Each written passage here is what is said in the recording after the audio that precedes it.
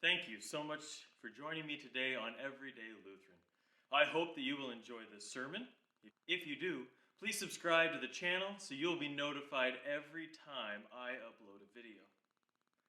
I would also invite you to like and share this video so that others may enjoy the message as well. Our gospel today comes from the Gospel of St. Matthew, the 5th chapter, beginning with the 13th verse. You are the salt of the earth. But if salt loses its taste, how can it be made salty again? It is no longer good for anything except to be thrown out and trampled.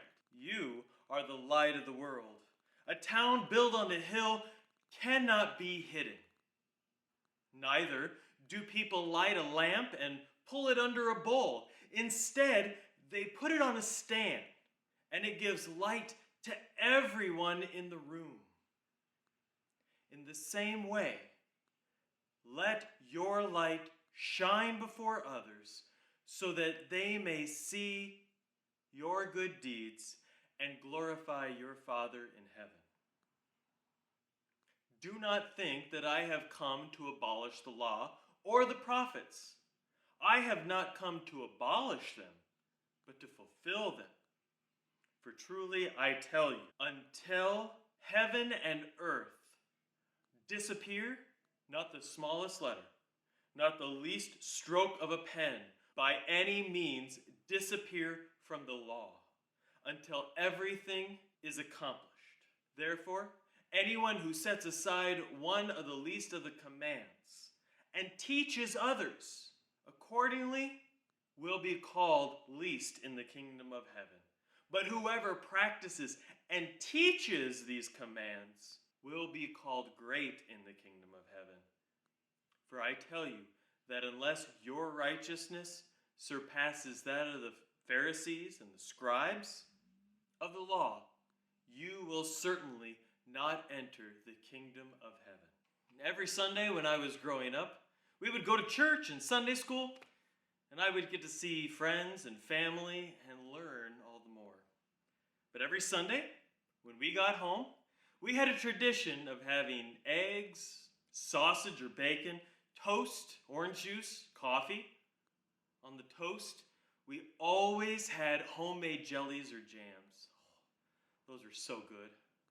I would always take a big knifeful and cover every inch of that toast so that I could enjoy more and more of that delicious jelly. Oh, the bacon. That was grown by my grandma. She gave it to us from the hogs that she had raised. Now we sat around and loved to have that bacon too.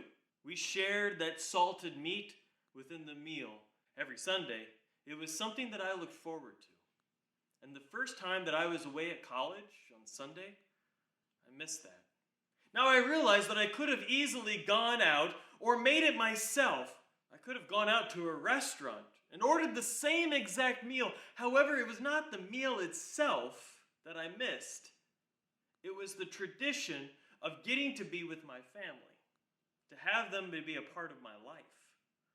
And part of what I was doing, it was this meal, this time together, and the longing for that moment to be preserved within my life. As I was reading through the gospel, I was reminded over and over again of that bacon and the meal that we would share together.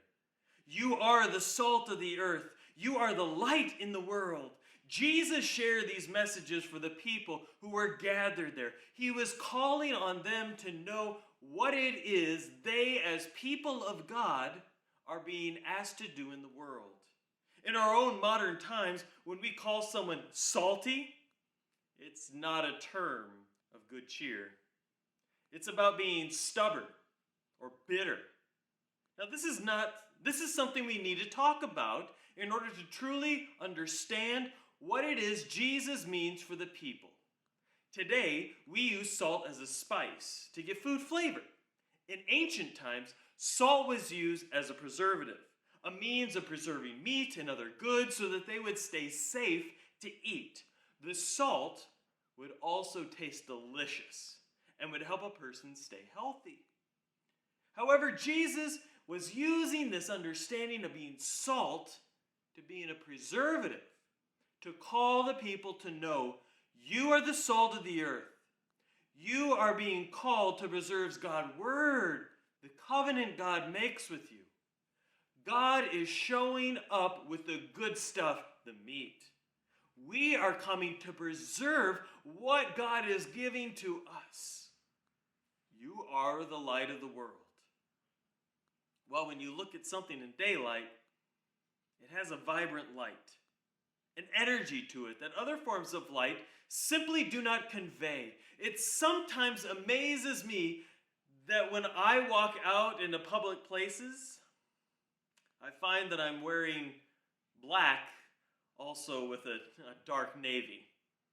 When I was dressed in the morning, the light in my closet told me that everything was black. It wasn't until I got out into the real world and saw that honest perspective of the true color that something is. And to bring something to light is to bring about honesty and clarity to a situation, event, or have greater understanding. Jesus is sharing with the crowd that we are the light. We are bringing forth the truth and honest message that God is delivering to them. We should not hide this realization, but share it with others. Allow others to learn from their own shortcomings so that they can better themselves. Hear God's forgiveness and be able to no longer hurt themselves or others through their thoughts or actions. So truly, what these messages are calling us to be as disciples of Jesus Christ and the chosen people of God is to be salt of the earth.